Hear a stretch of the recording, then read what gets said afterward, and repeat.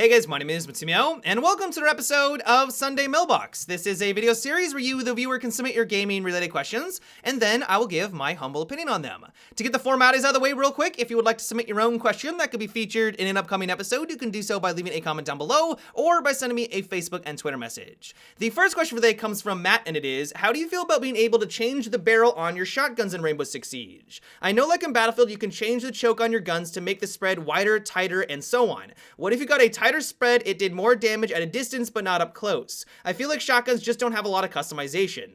Well, normally I'm all for adding in more customization in Rainbow Six Siege because, as you mentioned, there just isn't a lot of it, especially for the shotguns. That said, though, Ubisoft would need to walk a fine line with an update like this. I don't know if you guys remember this, but a good 6 to 8 months ago, shotguns reigned supreme. Everyone was using them on defense because they were amazingly powerful. The Super 90 for Frost, for example, was just blatantly overpowered when that was first introduced. That thing could out-snipe assault rifles at long range. It was disgusting. And while some people really enjoyed this meta because it really mixed things up a bit, I think the general consensus of the community is that it wasn't a good direction for Siege. This game is all about precision. It's about lining up headshots, and when you're getting outgunned by a shotgun at medium to long range, it just didn't feel all that satisfying. And so thankfully, Ubisoft toned down the power a bit of them and made them the close encounter weapons that they were designed for.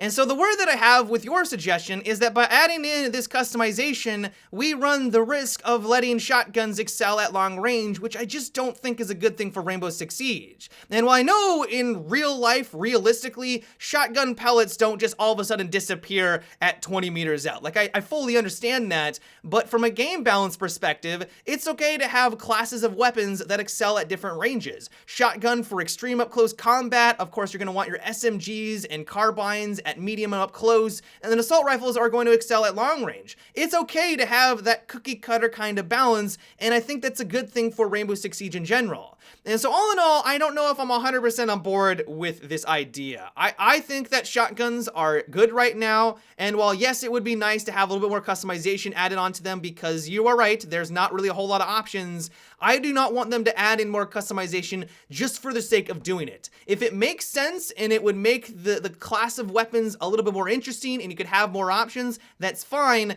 but I'm just scared that if they gave the ability to players to do more damage at long range, that's going to be the option that everyone takes. If they're able to just rip you at long range like you could in the past, why not do that? Because you don't need the precision anymore. You don't need to line up those headshots. You just kind of spray at the enemy with these shotguns and you can drop them. That doesn't sound like a game that I want for Siege, but of course that is just my 2 cents. Let me know what you guys think about this though. Do you love the idea? Would you love to see more customization added into shotguns? You guys know my opinion, but of course I'm only just one person, and so let me know down below.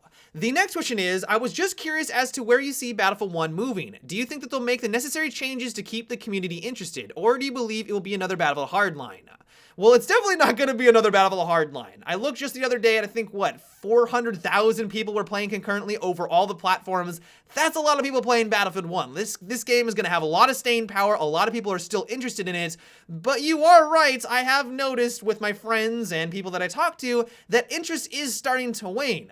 We have talked about this in the past, and so I'm not going to go into excruciating detail, but I think one of the biggest reasons why a lot of people are starting to bounce on over to other games is that there just simply isn't a lot of content in Battlefield 1, nowhere near as much in Battlefield 4 to keep people interested, and they're also taking a very, very long time to release their first big DLC.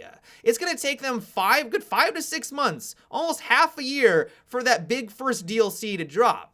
And while I know that they did add in Giant Shadow, which introduced the crossbow, which is fairly lackluster, and in general, I think that map isn't all that great. That has helped a little bit, but if you compare this to past Battlefield games, they're taking a really, really long time to give us significant DLC. If we look back at Battlefield 3, for example, the Back to Karkand DLC, which introduced 4 classic maps, some of the best maps in Battlefield history, like Strike at Karkand, we got 4 of those maps on December 13th, 2011. The game also came out in October, so just in basically 2 short months, they came out with a big DLC DLC only a couple months later. We look on over to Battlefield 4, their big first DLC, China Rising, came out on December 3rd, practically a month after the game released. Their second big DLC, which introduced another 4 maps and loads of new weapons for us to play with, came out on February 18th.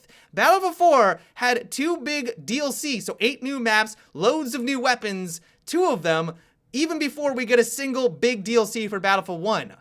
I don't know what DICE is really waiting on, or why it's taking them so long to release this content. And so I think this is one of the biggest reasons why a lot of people's interest in this game is starting to wane a bit. There just isn't a lot of new content to enjoy. I think DICE may have shot themselves in the foot with this release schedule. A lot of the times when gamers move on to other activities, they don't look back. When they have a shiny new toy that they're playing on that's holding their interest, why would they go back to something that they've already played on?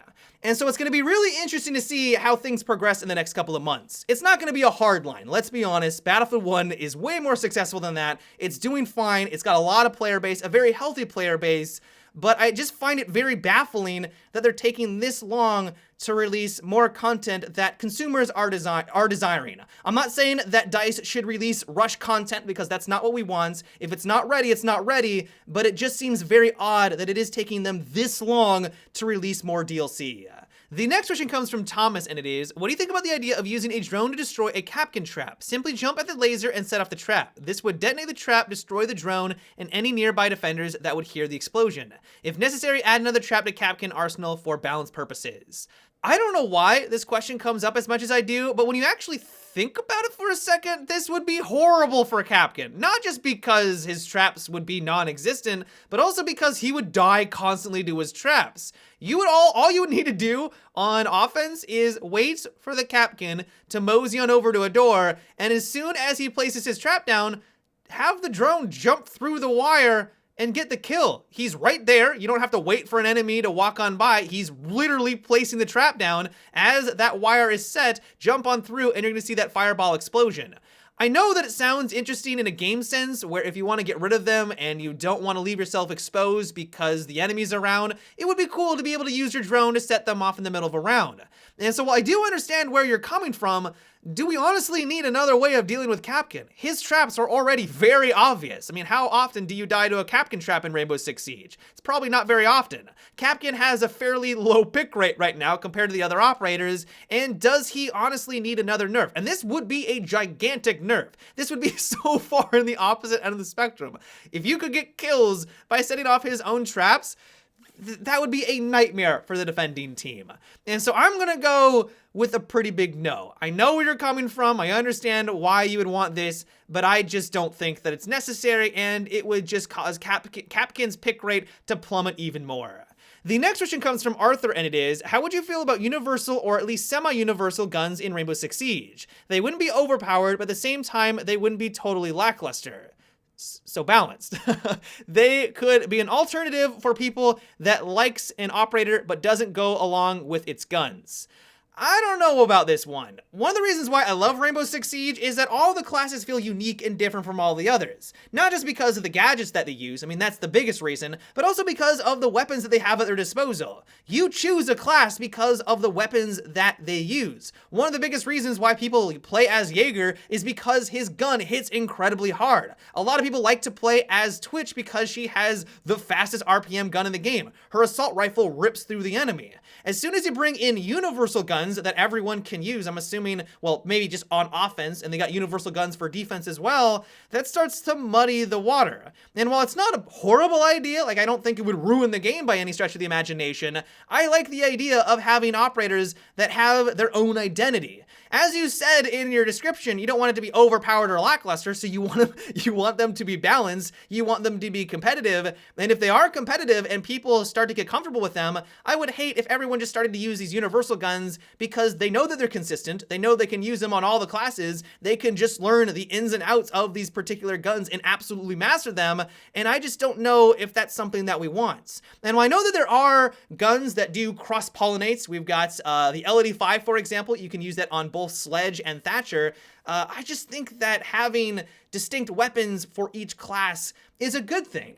And so I do know where you're coming from. It's a very interesting idea. It would definitely change things up in Rainbow Six Siege. I would rather Ubisoft not add in universal weapons. But yeah, guys, that is about it for today's Sunday Mailbox. I hope you enjoyed.